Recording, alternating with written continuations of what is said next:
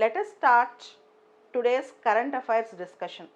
I wish to tell you the important news appeared in today's newspaper in the perspective of civil services examination. And these perspectives are useful for prelims, mains, and also for the personality test.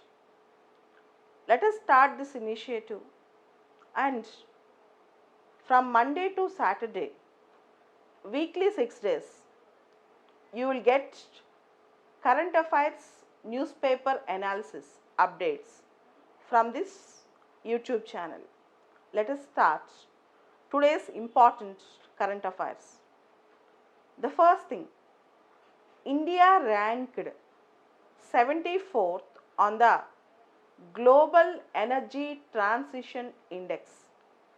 India ranked 74th on the Global Energy Transition Index.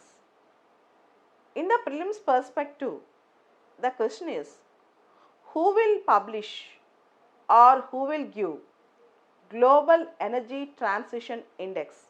It is World Economic Forum, WEF. In the prelims, from the current affairs, if any index is released, they will ask the question. With respect to Global Energy Transition Index, India showed improvements in all the key parameters of the economic growth, energy security, and environmental sustainability. What is this energy transition? In what way this energy transition index actually reflects or measures how countries are transforming from pollutants and fossil fuels to clean energy towards sustainable development. This is the essence of Global Energy Transition Index. Last year, India's rank is 76. This year, that is 2020, Global Energy Transition Index, India's rank is 74. India's rank is 74. How countries are switching over to clean power? How countries are switching over to sustainable energy? They'll measure all these things. And generally, you all know, Scandinavian countries always top in various indexes. In this index also, Sweden, Switzerland, Finland, etc. topped. And in various countries, how clean energy was supported in generation, supply and consumption, and coal-based power plants, how countries are retiring coal-based power plants, and emission-free renewable energy targets. As you all know, India is also shifting to renewable energy targets and pollution-free energy targets. So this is the topic called Global Energy Transition Index, and the index is given by World Economic Forum. The editorial today is One for the Poor. One for the Poor. Here we will discuss the gist of the editorial. One for the poor. We have completed more than 50 days of nationwide lockdown. More than 50 days of lockdown we have completed. And we have imposed lockdown. Government have imposed lockdown as a protection for public health. But it have transformed into major economic crisis. So we have prioritized public health and we have compromised with our economy.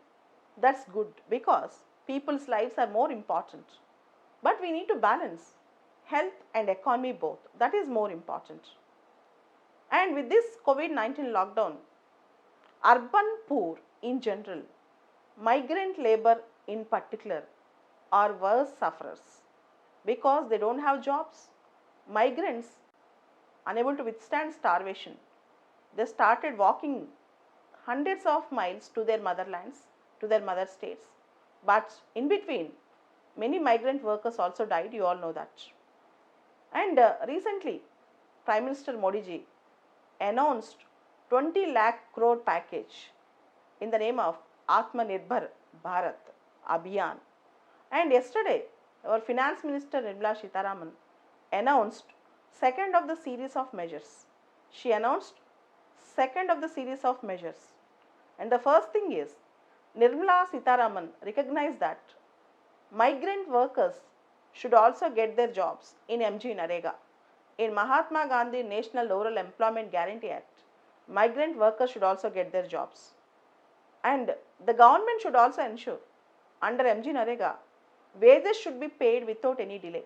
As you all know, under MG Narega, workers will get delayed payments, but this time government should ensure that workers should get payments, those who got employment under MG Narega, without delay. That is the other important point.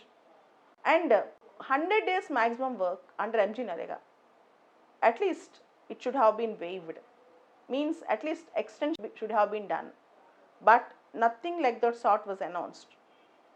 And it is now up to the state governments. It is now up to the state governments to ensure that MG Narega should be implemented properly. To ensure that MG Narega should be implemented properly. And for the migrant workers who are stationed in their places of work, for the migrant workers, those who cannot go to their native states, those who cannot go to their mother birthplaces, so if they are not the beneficiaries of National Food Security Act or any schemes run by state government, if they are not beneficiaries of National Food Security Act or any schemes run by the state government, the finance minister have promised that 5 kgs of food grains per person, 5 kgs of food grains per person and 1 kg of chana per family per month for 2 months.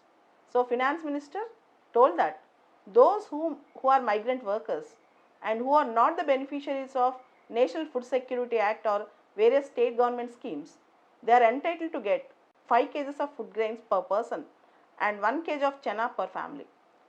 5 kgs of food grains per person and 1 kg of chana per family per month for the next 2 months. That's good. That is really good.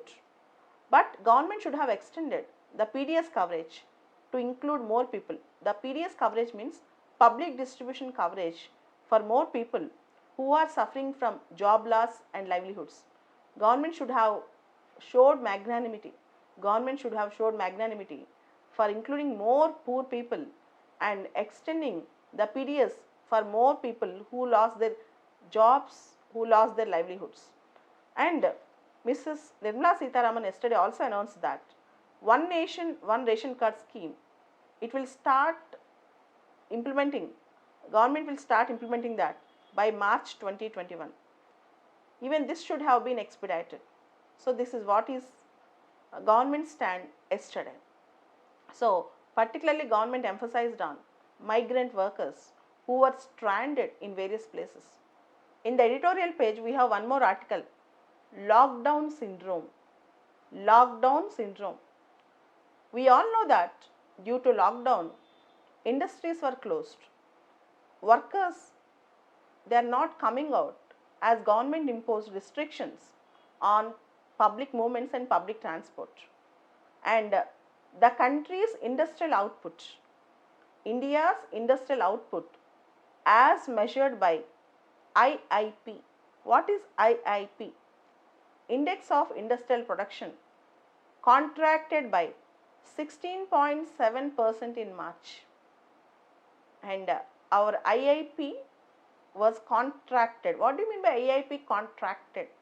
Contraction means IIP earlier it was used to expand at least 1%, 2% like that. Now this was shrinked. Contracted means shrinked by 16.7% in March. April data have not come out. If April data, May data comes out, it will be more pathetic. This is the contrast to the growth rate of IIP same month last year. Last year in the month of March, that is 2019, in the month of March, the growth rate of IIP is 2.7%. Now it was contracted to 16.7%. Very pathetic. And in the same month March, manufacturing sector in India witnessed a contraction of about 20%. Our manufacturing sector witnessed a contraction of 20%. And you all know people are not purchasing consumer durables.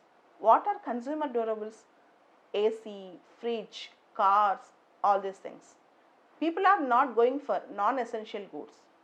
The sales of non-essential goods have drastically come down by the unexpected lockdown. The sales of non-essential. What are essential goods? Essential goods are food, milk, all these things. Non-essential goods, TV, AC, fridge, cars, bikes, all those things. The sales of non-essential goods have come down drastically by the unexpected lockdown because of the shock, external shock, COVID-19 shock. And government have given a comprehensive stimulus package. RBI also announced various measures. In spite of all these things, the lockdown affected our economy and our lives. This is the most important article in today's Hindu.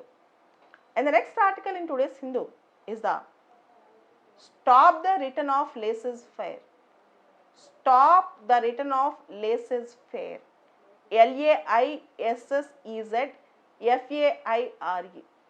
Stop the return of laissez-faire. What is laissez-faire? Free market. Laissez-faire means open market. Laissez-faire means open market. It is against socialist measure, against welfare state. Laissez-faire means open market, free market. Let the markets decide. In the laissez-faire economy, labor will suffer, workers will suffer. Why this article? In today's lead article in Hindu, today's lead article, if you see, stop the return of laissez-faire. Why this article? As you all know, COVID-19 created massive tragedy in our lives. COVID-19 created massive tragedy in our lives, particularly the lives of workers. They were abandoned by the employers, they were abandoned by the state. They were abandoned by the employers, they were abandoned by the state. And workers, their right to go to their native places. Migrant workers' right to go to their homeland, native places. It was curbed by Disaster Management Act 2005. No provisions were made for their food, shelter, medical assistance, no wages, no relief. There is no food for them, no health facilities for them, no wages for them, nothing for them, nothing for them. Their life was completely abandoned. And workers, unable to withstand the starvation, they started walking back to their homes, miles and miles. And many died on the way. You all know, last week, around 16 workers died while sleeping on the railway track. And while things are so bad for the workers, many governments are giving labor law relaxations. Working hours were increased from 8 hours to 12 hours in many states. Uttar Pradesh government, Madhya Pradesh government, they were all kept labor laws in abeyance for many months from now. So with all these things, the first question is, we are going to colonial back, we are going to colonial times. We used to have such draconian laws in British times, such strong and bad labor laws in the British times. And India is a democratic country today, and in the democracy, labor rights and labor dignity is also very important. In the democracy, labor rights, labor dignity is also very important. And CII, you all know CII, Chamber of Indian Industry, also recommended for increasing working hours from 8 to 12 hours a day. And see how our country is treating our workers, whether they are treated with dignity or not. Only nation has to answer.